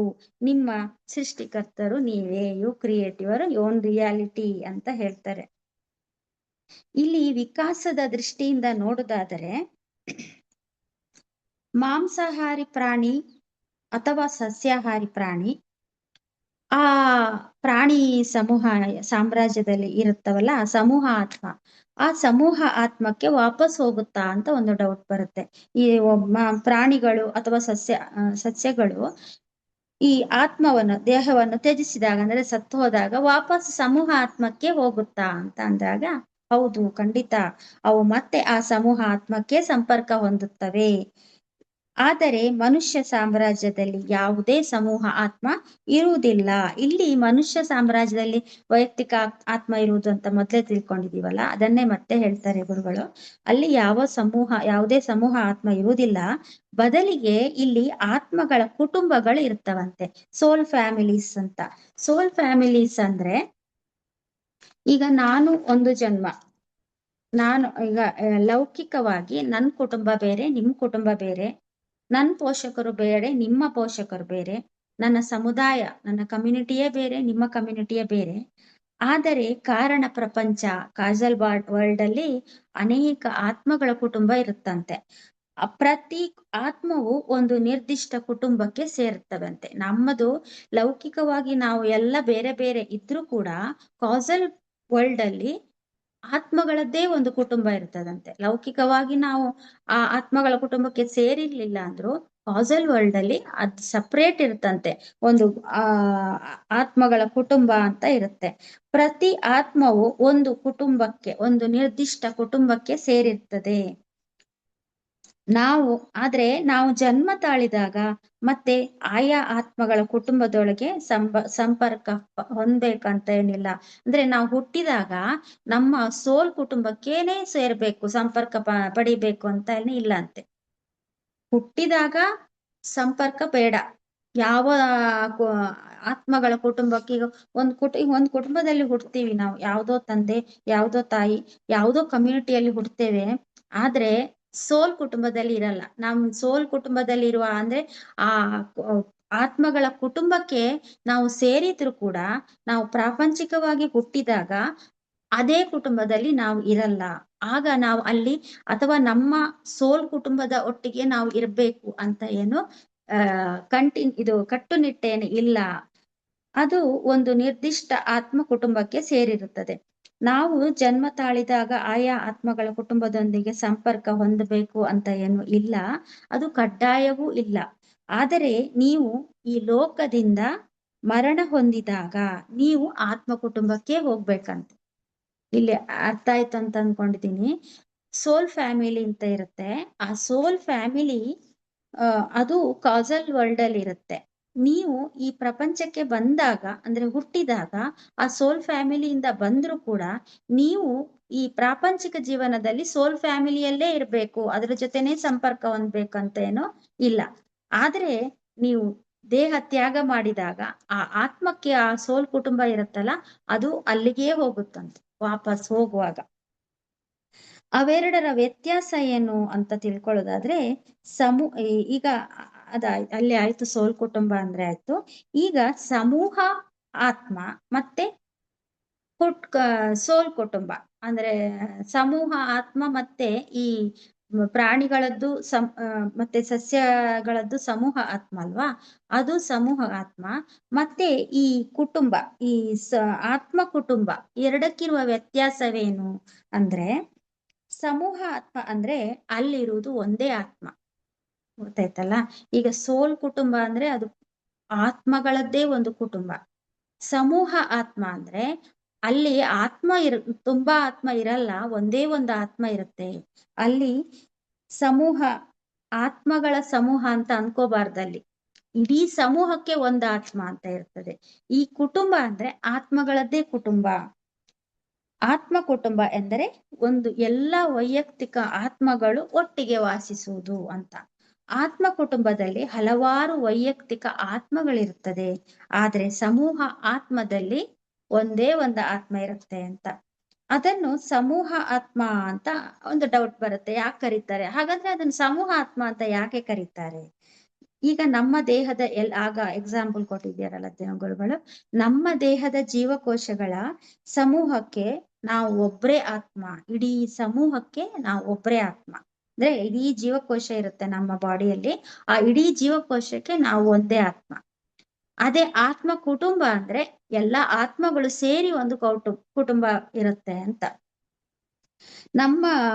ಅದನ್ನು ಸಮೂಹ ಆತ್ಮ ಅಂತ ಹೇಳ್ತಾರೆ. ಒಂದು ನಿರ್ದಿಷ್ಟ ಸಸ್ಯ ಪ್ರಭೇದದಲ್ಲಿರುವ, ಈಗ ಸಮೂಹ ಆತ್ಮ ಅಂದ್ರೆ ಏನಂತ ಮತ್ತೆ ಹೇಳ್ತಾರೆ ಗುರುಗಳು, ಒಂದು ನಿರ್ದಿಷ್ಟ ಸಸ್ಯ ಪ್ರಭೇದದಲ್ಲಿರುವ ಎಲ್ಲಾ ಸಮೂಹಕ್ಕೆ ಒಂದೇ ಒಂದು ಆತ್ಮ ಇರುತ್ತದೆ. ಇಡೀ ಸಸ್ಯ ಸಮೂಹ ಅಂದ್ರೆ ಒಂದು ಎಕ್ಸಾಂಪಲ್ ಮಾವಿನ ಮರ ಅಂತ ತಗೊಳ್ಳೋಣ. ಆ ಮಾವಿನ ಮರಗಳು ಎಷ್ಟಿದೆಯೋ ಆ ಇಡೀ ಅಷ್ಟು ಮಾವಿನ ಮರಗಳಿಗೆ ಒಂದೇ ಆತ್ಮ ಅಂತೆ. ಅಂದ್ರೆ ಅದು ಆ ಮಾವಿನ ಮರಗಳ ಸಮೂಹಕ್ಕೆ ಒಂದು ಆತ್ಮ ಅಂತ. ಇಲ್ಲಿ ಸಮೂಹ ಎಂದರೆ ಆ ಪ್ರಭೇದದ ಅಡಿಯಲ್ಲಿ ಬರುವ ಲಕ್ಷಾಂತರ ಸಸ್ಯಗಳು, ಅದಕ್ಕೆ ಅದು ಸಮೂಹ ಆತ್ಮ. ಅಂದ್ರೆ ಆ ಸಮೂಹಕ್ಕೆ ಅದು ಆತ್ಮ ಅಂತ.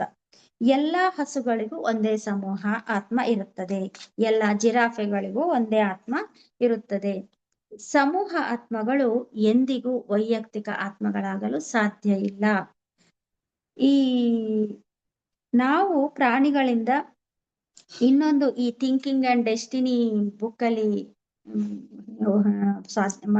ನೋಡಿದ ಗುರುಗಳು ಏನಂತಾರಂದ್ರೆ, ನಾವು ಪ್ರಾಣಿಗಳಿಂದ ಮನುಷ್ಯರಾಗಿ ಬದಲಾಗುವುದಿಲ್ಲ ಅಂತ ಹೇಳ್ತಾರೆ. ನೋಡಿ, ಮನುಷ್ಯರಾಗಿ ನಾವು ಪ್ರಾಣಿಗಳಿಂದ ಬರಲ್ಲ, ಸಾಧ್ಯವೇ ಇಲ್ಲ. ನಾವು ನೇರವಾಗಿ ಪರಮ ಬುದ್ಧಿಶಕ್ತಿಯಿಂದಲೇ ಅಂದ್ರೆ ಸುಪ್ರೀಂ ಇಂಟೆಲಿಜೆನ್ಸ್ ನಿಂದಲೇ ಬರ್ತೇವೆ. ಮನುಷ್ಯ ಮನುಷ್ಯನಾಗಿಯೇ ಉಳಿಯುತ್ತಾನೆ, ಪ್ರಾಣಿ ಪ್ರಾಣಿಯಾಗಿಯೇ ಉಳಿಯುತ್ತದೆ. ಅವು ಈ ಒಂದು ಡೌಟ್ ಬರುತ್ತೆ, ಈ ಪಾಸ್ಟ್ ಲೈಫ್ ರಿಗ್ರೆಷನ್ ಅಂದ್ರೆ ಹಿಂದಿನ ಜನ್ಮದಲ್ಲಿ ಪ್ರಾಣಿಯಾಗಿ ನಾವು ಹಿಂದಿನ ಜನ್ಮಾಂತರಗಳನ್ನು ನೋಡಿರ್ತೀವಲ್ಲ. ಈಗ ನಾವು ಈ ಸ್ಟೇಟ್ಮೆಂಟ್ ಪ್ರಕಾರ ನಾವು ಪ್ರಾಣಿಗಳಿಂದ ಮನುಷ್ಯರಾಗಿಲ್ಲ, ಮನುಷ್ಯ ಮನುಷ್ಯನಾಗಿಯೇ ಇರ್ತಾನೆ, ಪ್ರಾಣಿ ಪ್ರಾಣಿಯಾಗಿಯೇ ಇರ್ತಾನೆ ಅಂತ ಹೇಳಿದಾಗ, ಈ ಹಿಂದಿನ ಜನ್ಮ ನಾವು ನೋಡಿರ್ತೀವಿ, ಪಾಸ್ಟ್ ಲೈಫ್ ರಿಗ್ರೆಷನ್ ಅಂತಾರಲ್ಲ ಅದಕ್ಕೆ. ಆಗ ಅಲ್ಲಿ ನಾವು ಯಾವುದೋ ಒಂದು ಜನ್ಮದಲ್ಲಿ ಆ ಪ್ರಾಣಿ ಆಗಿದ್ದೆವು, ಸೊಳ್ಳೆ ಆಗಿದ್ದೆವು, ನಾಯಿ ಆಗಿದ್ದೆವು ಅಂತೆಲ್ಲ ನೋಡಿರ್ತಾರಲ್ಲ. ಅದಕ್ಕೆ ಏನು ಹಾಗಾದ್ರೆ ಅದಕ್ಕೆ ನೀವು ಏನ್ ಹೇಳ್ತೀರಿ ಅಂತ ಅಂದಾಗ ಗುರುಗಳು ಹೇಳ್ತಾರೆ, ಅವೆಲ್ಲವುಗಳು ಎಕ್ಸೆಪ್ಷನ್ಸ್ ಅಂದ್ರೆ ವಿನಾಯಿತಿಗಳು. ಅವುಗಳನ್ನು ಸಾರ್ವತ್ರಿಕ ನಿಯಮ ಎಂದು ಹೇಳಲು ಬರುವುದಿಲ್ಲ. ಅಂದ್ರೆ ಅದು ಟೋಟಲ್ ರೂಲ್ ಅಲ್ಲ, ಅದು ವಿನಾಯಿತಿ. ಅದು ಆ ಪ್ರತಿಯೊಂದರಲ್ಲೂ ವಿನಾಯಿತಿ ಇದ್ದೇ ಇರ್ತದೆ. ವಿನಾಯಿತಿ ನಿಯಮಗಳನ್ನು ರೂಪಿಸುವುದಿಲ್ಲ, ನಿಯಮಗಳೇ ಬೇರೆ, ವಿನಾಯಿತಿಗಳೇ ಬೇರೆ. ಕೆಲವು ಮನುಷ್ಯರು ತಮ್ಮ ಸ್ವಂತ ಇಚ್ಛೆಯಿಂದ ಮರಗಳಾದರೂ ಬಯಸಬಹುದು ಅಥವಾ ಪ್ರಾಣಿಗಳಾಗಲು ಬಯಸಬಹುದು. ಅಂದ್ರೆ ಒಬ್ಬ ಮನುಷ್ಯ ಅವನ ಇಚ್ಛಾಶಕ್ತಿಯಿಂದ, ಅವನ ಆಲೋಚನೆಗಳ ಮೂಲಕ ಅವನು ಏನು ಬೇಕಾದ್ರೂ ಜನ್ಮ ತಾಳ್ಬಹುದು ಅಂತ ಹೇಳ್ತಾರೆ. ಅದಕ್ಕೆ ಈ ನಾವು ಹಳೆ ಜನ್ಮದಲ್ಲಿ ನಾವು ಪ್ರಾಣಿಯಾಗಿದ್ದೇವು ಅಂತ ಎಲ್ಲ ಹೇಳಿದ್ರೆ ಅದು ಎಕ್ಸೆಪ್ಷನ್. ಯಾಕೆಂದ್ರೆ ಅದು ಅವನ ಆಲೋಚನೆಯಿಂದ, ಅವನ ಇಚ್ಛೆಯಿಂದ ಅವನ ಆಗಿದ್ದಿರ್ಬಹುದು. ಇದು ಈ ಅಪ್ಲೈ ಆಗಲ್ಲ, ಈ ರೂಲು ಇದಕ್ಕೆ ಅಪ್ಲೈ ಆಗಲ್ಲ ಅಂತ ಹೇಳ್ತಾರೆ. ಸ್ವಂತ ಇಚ್ಛೆಯಿಂದ ಮರಗಳಾಗಲು ಬಯಸಬಹುದು, ಅದು ಅವರ ಆಯ್ಕೆ. ಮನುಷ್ಯ ಏನಾದರೂ ಆಗಬಹುದು, ಒಂದು ಪ್ರಾಣಿಯಾಗಿ ಅಥವಾ ಮರವಾಗಿಯೋ ಬದುಕಬಹುದು. ಆದರೆ ಎಲ್ಲ ಪ್ರಾಣಿಗಳು ಮುಂದೆ ಮನುಷ್ಯರಾಗುವುದಿಲ್ಲ. ಕೆಲವು ಪ್ರಾಣಿಗಳು ಅಂತ ಹೇಳ್ತಾರೆ ಗುರುಗಳಲ್ಲಿ. ಕೆಲವು ಪ್ರಾಣಿಗಳನ್ನು ಮನುಷ್ಯರು ಸಾಕಿದಾಗ ಅವು ಅದಕ್ಕೆ ಒಗ್ಗಿಕೊಳ್ಳುತ್ತವೆ ಮತ್ತು ಇಷ್ಟಪಡುತ್ತವೆ, ಅವು ಪ್ರೀತಿಯನ್ನು ಅನುಭವಿಸುತ್ತದೆ. ಅಂದ್ರೆ ಕೆಲವು ಪ್ರಾಣಿಗಳು ನಾವು ಸಾಕ್ತಿವಲ್ಲ, ಅವುಗಳಿಗೆ ಪ್ರೀತಿ ಮಾಡ್ತವೆ, ನಾವು ಪ್ರೀತಿ ಮಾಡ್ತವೆ ಅವುಗಳನ್ನು. ಈಗ ನಾಯಿ ಯಾವಾಗಲೂ ಮನುಷ್ಯನ ಜೊತೆ ಇರಲು ಇಷ್ಟಪಡ್ತದೆ. ಇದರಿಂದ ಅವು ಮುಂದಿನ ಜನ್ಮದಲ್ಲಿ ಬದಲಾಗಬೇಕಿಲ್ಲ, ಮನುಷ್ಯರಾಗಬೇಕಾಗಿಲ್ಲ. ಅದು ಮನುಷ್ಯನ ಸಾಮೀಪ್ಯ ಸಿಕ್ಕಿದ ಕೂಡಲೇ ಅವನು ಮುಂದಿನ ಜನ್ಮದಲ್ಲಿ ಅವುಗಳು ಮನುಷ್ಯರಾಗಬೇಕಿಲ್ಲ, ಅವುಗಳು ಪ್ರಾಣಿಗಳಾಗಿಯೇ ಮುಂದುವರಿಯುತ್ತವೆ. ಅಲ್ಲಿ ಒಂದು ಸಮೂಹ ಆತ್ಮ ಇರುತ್ತದೆ. ಮನುಷ್ಯನ ಸಹವಾಸದಿಂದಾಗಿ ಆ ಸಮೂಹ ಆತ್ಮಕ್ಕೆ ಹೆಚ್ಚಿನ ಅನುಭವಗಳು ಸಿಗ್ತದೆ ಅಷ್ಟೇ ಹೊರತು ಮನುಷ್ಯನ ಸಹವಾಸದಿಂದ ಅವುಗಳು ಮುಂದಿನ ಜನ್ಮದಲ್ಲಿ ಮನುಷ್ಯರಾಗಿ ಜನ್ಮ ತಾಳುವುದಿಲ್ಲ ಅಂತ ಹೇಳ್ತಾರೆ. ಸಸ್ಯ ಮತ್ತು ಪ್ರಾಣಿ ಸಾಮ್ರಾಜ್ಯದ ಪ್ರತಿಯೊಂದು ಸಮೂಹ ಆತ್ಮಕ್ಕೂ ಮನುಷ್ಯನ ಸ್ಪರ್ಶದ ಅಗತ್ಯವಿದೆ. ನಾವು ಹೇಳ್ತೀವಲ್ವಾ, ಪ್ರಾಣಿಗಳನ್ನು ಪ್ರೀತಿ ಮಾಡಿ ಅವುಗಳನ್ನು ಟಚ್ ಮಾಡಿದ್ರೆ ಅವುಗಳಿಗೆ ಆ ಒಂದು ಅಗತ್ಯ ಇರುತ್ತಂತೆ. ಪ್ರಾಣಿಗಳಿಗಾಗ್ಲಿ ಸಸ್ಯಗಳಿಗಾಗ್ಲಿ ಮನುಷ್ಯರ ಸಂಪರ್ಕದ ಅವಶ್ಯಕತೆ ಇರುತ್ತೆ, ಸ್ಪರ್ಶದ ಅವಶ್ಯಕತೆ ಇರುತ್ತದೆ. ಹಾಗಾದ್ರೆ ಅವುಗಳ ಪ್ರಜ್ಞೆ ಹೇಗೆ ವಿಕಾಸಗೊಳ್ತದೆ ಅಂದ್ರೆ, ಒಂದು ನಾಯಿ ಸಾಕು ಪ್ರಾಣಿಯಾಗಿ ಮನುಷ್ಯರಿಂದ ಅಪಾರ ಕಾಳಜಿ ಮತ್ತು ಪ್ರೀತಿಯನ್ನು ಅನುಭವಿಸಿದೆ ಅಂತ ಅಂದ್ಕೊಂಡ್ರೆ ಅದು ತನ್ನ ದೇಹ ತ್ಯಜಿಸಿದಾಗ ಏನಾಗಬಹುದು ಅಂದ್ರೆ ಅದೊಂದು ವೈಯಕ್ತಿಕ ಆತ್ಮ ಅಲ್ಲದ ಕಾರಣ ಅದಕ್ಕೆ ಮುಂದಿನ ಪುನರ್ಜನ್ಮ ಎಂಬುದೇ ಇರುವುದಿಲ್ಲ. ನೋಡಿ ಇಲ್ಲಿಗೆ ಬಂತು ಕರೆಕ್ಟ್ ಆಗಿ. ಯಾಕಂದ್ರೆ ಈ ಗ್ರೂಪ್ ಸೋಲ್ಸ್ ಅಂದ್ರೆ ಸಮೂಹ ಆತ್ಮಗಳಿಗೆ ಅವುಗಳು ಕರ್ಮದ ಬಂಧನದಲ್ಲಿ ಇರುವುದಿಲ್ಲ. ಅವುಗಳು ಸಮೂಹ ಪ್ರಜ್ಞೆ ಇರುತ್ತೆ. ಅವುಗಳಿಗೆ ಗ್ರೂಪ್ ಆತ್ಮ ಅಂದ್ರೆ ಸಮೂಹ ಆತ್ಮ ಇರುವುದರಿಂದ ಅವುಗಳು ಮುಂದಿನ ಜನ್ಮ ಪುನರ್ಜನ್ಮ ಅಂತ ಎಂಬುದೇ ಇರುವುದಿಲ್ಲ. ಪ್ರಾಣಿಗಳಿಗಾಗಲಿ ಸಸ್ಯಗಳಿಗಾಗಲಿ ಆ ಒಂದು ಜನ್ಮ ಪುನರ್ಜನ್ಮದ ಸೈಕಲ್ ಇರೋದೇ ಇಲ್ಲ ಅಂತ ಹೇಳ್ತಾರೆ. ಇದು ಕಠಿಣ. ನಮ್ಮ ನಾಯಿ ಸತ್ರೆ ನಿಮಗೆ ಇಷ್ಟವಿದ್ರೆ ನಿಮ್ಮ ಸೂಕ್ಷ್ಮ ಲೋಕದಲ್ಲಿ ಆ ನಾಯಿಯನ್ನು ಹೊಂದಬಹುದು. ನಿಮ್ದೊಂದು ನಾಯಿ, ಪ್ರೀತಿಯ ನಾಯಿ ಸತ್ತೋಯ್ತು ಅಂತಾದ್ರೆ ಸೂಕ್ಷ್ಮ ಲೋಕದಲ್ಲಿ ಆ ನಾಯಿ ಹೊಂದಬಹುದಂತೆ. ಅದು ಹೆಂಗೆ ಅಂದ್ರೆ ಆಲೋಚನಾ ಶಕ್ತಿಯಿಂದ. ಅದೇ ನಾಯಿ ಬರಲ್ಲ, ಅಲ್ಲಿ ನಿಮ್ಮದೇ ಸೃಷ್ಟಿ ಆಗಿರ್ತದೆ ಆ ಆಲೋಚನೆ ಆ ಸೂಕ್ಷ್ಮ ಲೋಕದಲ್ಲಿ. ಈಗ ಇಲ್ಲಿ ಇದ್ದ ನಾಯಿ, ಲೌಕಿಕ ಪ್ರಪಂಚದಲ್ಲಿ ಇದ್ದ ನಾಯಿ ಅದೇ ನಾಯಿ ಆಗಿರುವುದಿಲ್ಲ. ಅದು ಅಲ್ಲಿ ನಿಮ್ಮದೇ ಸೃಷ್ಟಿಯಾಗಿರುತ್ತದೆ. ನಾವು ಸೂಕ್ಷ್ಮ ಲೋಕಕ್ಕೆ ಹೋದ ಮೇಲೆ ನಮಗೆ ಆ ನಾಯಿ, ಅಯ್ಯೋ ಆ ನಾಯಿ ಆಗ್ತಾ ಚೆನ್ನಾಗಿತ್ತು ಅಂತ ಹೇಳಿದುಕೊಂಡು ಅದು ಸೃಷ್ಟಿ ಅಷ್ಟೇ. ಈ ನಾಯಿ ಅಲ್ಲಿಗೆ ಬರಲ್ಲ ಅಂತ ಹೇಳ್ತಾರೆ. ಯಾಕೆಂದ್ರೆ ನೀವು ಬುದ್ಧಿಶಕ್ತಿಯುಳ್ಳ ದ್ರವ್ಯ, ನೀವು ಆ ನಾಯಿಯನ್ನು ನಿಮ್ಮೊಂದಿಗೆ ಸೃಷ್ಟಿಸಿಕೊಳ್ಳುತ್ತೀರಿ. ಎಂತ ಒಂಥರ ಕಾಂಪ್ಲಿಕೇಶನ್ ಅಂತ ಅನ್ಸುತ್ತೆ ಅಲ್ವಾ ಮಾಸ್ಟರ್ಸ್. ಆ ಬುಕ್ಕು ತುಂಬಾ ಆ ಬುಕ್ ನಲ್ಲಿ ತುಂಬಾ ಚೆನ್ನಾಗಿ ವಿವರಿಸಿದ್ದಾರೆ. ಮನುಷ್ಯರು ಪ್ರಾಣಿಗಳನ್ನು ಉದ್ದೇಶ ಪೂರ್ವಕವಾಗಿ ಸೃಷ್ಟಿಸಿಲ್ಲ, ಬೈ ಡಿಫಾಲ್ಟ್ ಅಂದ್ರೆ ಸ್ವಾಭಾವಿಕವಾಗಿ ಸೃಷ್ಟಿಸಿದ್ದಾರೆ. ತಮ್ಮ ಸುಪ್ತ ಪ್ರಜ್ಞೆಯ ಮೌಲ್ಯಗಳಿಂದ ಸೃಷ್ಟಿಸಿದ್ದಾರೆ. ಮನುಷ್ಯನ ಆತ್ಮವು ಸತ್ತಾಗ ನೀವು ಉನ್ನತ ಲೋಕಗಳಿಗೆ ಹೋಗುತ್ತೀರಿ. ಆದರೆ ನಿಮ್ಮಲ್ಲಿರುವ ಎಲ್ಲ ಕೊಳೆಯನ್ನು ಸ್ವಚ್ಛಗೊಳಿಸಿದ ನಂತರವಷ್ಟೇ ನೀವು ಲೋಕಕ್ಕೆ ಹೋಗ್ಲಿಕ್ಕೆ ಸಾಧ್ಯ. ನಿಮ್ಮಲ್ಲಿರುವ ಕೊಳೆಗಳು ಅಂದ್ರೆ ಬೇಡವಾದ ಭಾವನೆಗಳು, ಕೆಟ್ಟ ಆಲೋಚನೆಗಳು ಎಲ್ಲವನ್ನು ನೀವು ಬಿಟ್ರಷ್ಟೇ ಉನ್ನತ ಲೋಕಕ್ಕೆ ಹೋಗ್ಲಿಕ್ಕೆ ಸಾಧ್ಯ. ನಿಮ್ಮ ಕೊಳೆಯನ್ನು ತೊಳೆಯುವ ಮೊದಲು ನೀವು ಉನ್ನತ ಲೋಕಕ್ಕೆ ಹೋಗ್ಲಿಕ್ಕೆ ಸಾಧ್ಯನೇ ಇಲ್ಲ. ಈಗ ಏನಾಗುತ್ತೆ ಅಂದ್ರೆ ಮನುಷ್ಯನ ಆತ್ಮವನ್ನು ಸ್ವಚ್ಛಗೊಳಿಸಲಾಗ್ತದಂತೆ. ಆಗ ಮನುಷ್ಯನ ಆತ್ಮ ಆದ ಮೇಲೆ ಆ ಪರಿಶುದ್ಧ ಆತ್ಮ ಉನ್ನತ ಲೋಕಕ್ಕೆ ಹೋಗುತ್ತೆ. ಆದ್ರೆ ಆ ಕೊಳೆ ಏನಾಗುತ್ತೆ ಅಂದ್ರೆ ಪ್ರಾಣಿ ಸಾಮ್ರಾಜ್ಯ ಮತ್ತು ಸಸ್ಯ ಸಾಮ್ರಾಜ್ಯವಾಗಿ ಸಂಗ್ರಹವಾಗುತ್ತದೆ. ಸಾಮ್ರಾಜ್ಯ ಅಂದ್ರೆ ಮನುಷ್ಯನ ಅತ್ಯಂತ ಕ್ರೂರ ಕೊಳೆಯು ಮಾಂಸಾಹಾರಿ ಪ್ರಾಣಿಗಳಾದರೆ ಹಾನಿ ಮಾಡದ ಕೊಳೆಯು ಸಸ್ಯಾಹಾರ ಪ್ರಾಣಿ ಆಗುತ್ತದೆ. ಅದರಲ್ಲಿರುವ ಅತ್ಯುತ್ತಮ ಗುಣಗಳು ಹಸುಗಳಾಗುತ್ತವೆ. ನೋಡಿ, ಮನುಷ್ಯನ ಭಾವನೆಗಳೇ, ಮನುಷ್ಯನ ಯೋಚನೆಗಳೇ, ಮನುಷ್ಯನ ಈ ಬೇಡವಲ್ಲದ ಅಂದ್ರೆ ಸರಿಯಲ್ಲದ ಆಲೋಚನೆಗಳೇ ಈ ತರ ಪ್ರಾಣಿ ಜನ್ಮ ತಾಳೆಯುವುದು ಅಂತ ಇಲ್ಲಿ ಗುರುಗಳು ಹೇಳ್ತಾರೆ. ಕೇವಲ ಪರಿಶುದ್ಧ ಆತ್ಮ ಮಾತ್ರ ಉನ್ನತ ಲೋಕಗಳಿಗೆ ಹೋಗಿ ದೇವರನ್ನು ಅಂದರೆ ಪರಮ ಬುದ್ಧಿಶಕ್ತಿ, ಸುಪ್ರೀಂ ಇಂಟೆಲಿಜೆನ್ಸ್ ಅನ್ನು ಭೇಟಿಯಾಗಲು ಸಾಧ್ಯ. ಮತ್ತು ಎಲ್ಲಾ ಮನುಷ್ಯ ಆತ್ಮಗಳು ಆ ಪರಮ ಬುದ್ಧಿಶಕ್ತಿಯಿಂದಲೇ ಬಂದಿವೆ. ಆ ಮನುಷ್ಯನ ಆತ್ಮಗಳು ಇದು ಪರಮ ಬುದ್ಧಿಶಕ್ತಿಯಿಂದಲೇ ಬಂದಿವೆ. ಈ ಥಿಂಕಿಂಗ್ ಅಂಡ್ ಡೆಸ್ಟಿನಿ ಬುಕ್ಕು ಅದನ್ನು ಪರಮ ಬುದ್ಧಿಶಕ್ತಿ ಬುಕ್ ಭಾಷೆಯಲ್ಲಿ ಅದನ್ನು ಪರಮ ಬುದ್ಧಿಶಕ್ತಿ, ಆ ಬುಕ್ಕಲ್ಲಿ ಏನ್ ಕೊಟ್ಟಿದ್ದಾರೆ ಅಂದ್ರೆ ಅದನ್ನು ಪರಮ ಬುದ್ಧಿಶಕ್ತಿ ಅಂತ ಕೊಟ್ಟಿದ್ದಾರಂತೆ.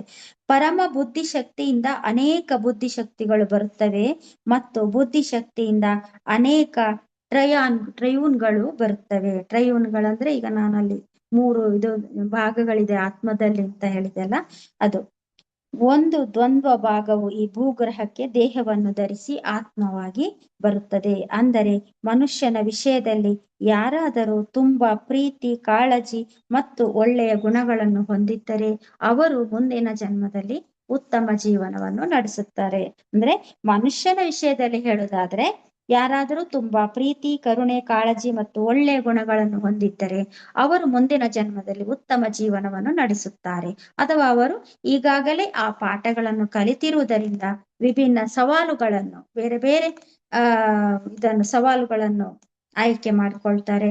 ಅದೇ ಯಾರಾದರೂ ಕೇವಲ ಬದುಕಿ ಉಳಿಯುವ ಆಧಾರಿತ ಭಾವನೆಗಳಾದ ಕೋಪ, ಭಯ, ಆತಂಕಗಳಲ್ಲೇ ಇದ್ದರೆ ಅವರು ಇನ್ನೂ ಆ ಪಾಠಗಳನ್ನು ಕಲಿಯಬೇಕಾಗುತ್ತದೆ ಮತ್ತು ಅದಕ್ಕೆ ತಕ್ಕಂತೆ ಮುಂದಿನ ಜನ್ಮವನ್ನು ಯೋಚಿಸುತ್ತಾರೆ. ಈಗ ಈ ಪ್ರಾಣಿಗಳ ವಿಷಯಕ್ಕೆ ಬಂದ್ರೆ ಒಂದು ಮಾಂಸಾಹಾರ ಪ್ರಾಣಿ ಮತ್ತು ಮತ್ತೊಂದು ತನ್ನ ಯಜಮಾನನಿಗೆ ತುಂಬಾ ನಿಷ್ಠಾವಂತ, ಪ್ರೀತಿ ಪಾತ್ರ, ಕರುಣಾಮಯಿ ಆಗಿರುವ ಸಾಕು ಪ್ರಾಣಿ. ಇವೆರಡೂ ದೇಹ ತ್ಯಜಿಸಿದಾಗ ಅವುಗಳಿಗೆ ಬೇರೆ ಬೇರೆ ವೈಯಕ್ತಿಕ ಹಣೆ ಬರಹ ಇರುವುದಿಲ್ಲ.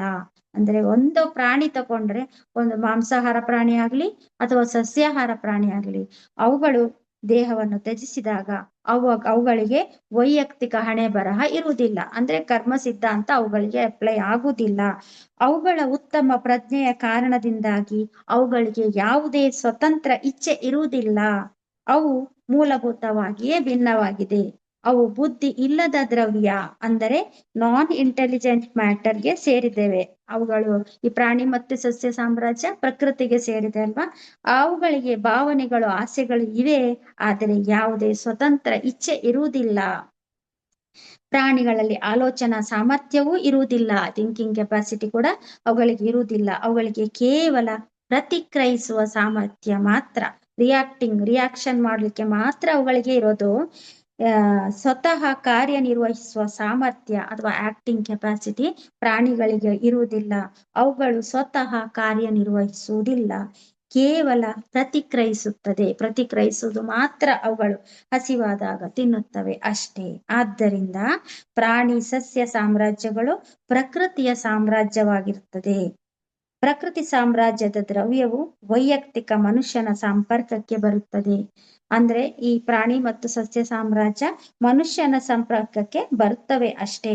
ಕರ್ಮ ನಿಯಮಗಳು ಈ ಎರಡು ಸಾಮ್ರಾಜ್ಯಗಳಿಗೆ ಅನ್ವಯಿಸುವುದಿಲ್ಲ, ಏಕೆಂದರೆ ಅಲ್ಲಿ ಕರ್ಮದ ಪ್ರಶ್ನೆಯೇ ಬರುವುದಿಲ್ಲ.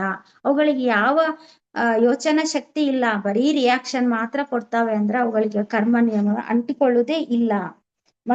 ಕರ್ಮ ನಿಯಮ ಕೇವಲ ಮನುಷ್ಯನ ಸಾಮ್ರಾಜ್ಯಕ್ಕೆ ಮಾತ್ರ ಅನ್ವಯಿಸುತ್ತದೆ. ಅದು ಪ್ರಾಣಿ ಸಸ್ಯ ಸಾಮ್ರಾಜ್ಯಕ್ಕೆ ಯಾವ ರೀತಿಯಲ್ಲೂ ಸಂಬಂಧಿಸಿಲ್ಲ ಅಂತ ಗುರುಗಳಲ್ಲಿ ಸಮೂಹ ಆತ್ಮಗಳು ಮತ್ತು ವೈಯಕ್ತಿಕ ಆತ್ಮಗಳ ಬಗ್ಗೆ ಇಷ್ಟು ತಿಳಿಸಿದ್ದಾರೆ. ಈ ಒಂದು ವಿಡಿಯೋ ಶ್ರೇಯನ್ ದಾಗ ಅಂತ ಒಬ್ರು ಇದ್ದಾರೆ, ನಿಮ್ಗೆಲ್ರಿಗೂ ಗೊತ್ತಿರ್ಬೋದು. ಅವರು ಮತ್ತು ನಮ್ಮ ಗುರುಗಳು ಪತ್ರಿಜಿಯವರ ನಡುವೆ ನಡೆದ ಸಂವಾದ, ಪ್ರಶ್ನೋತ್ತರಗಳು. ಇಲ್ಲಿಗೆ ಇದು ಮುಕ್ತಾಯ ಆಯ್ತು. ಇಷ್ಟು ವೇದಿಕೆ ಅವಕಾಶ ಕೊಟ್ಟ ವೇದಿಕೆಗೆ ನನ್ನ ತುಂಬ ಹೃದಯದ ಧನ್ಯವಾದಗಳು. Thank you masters.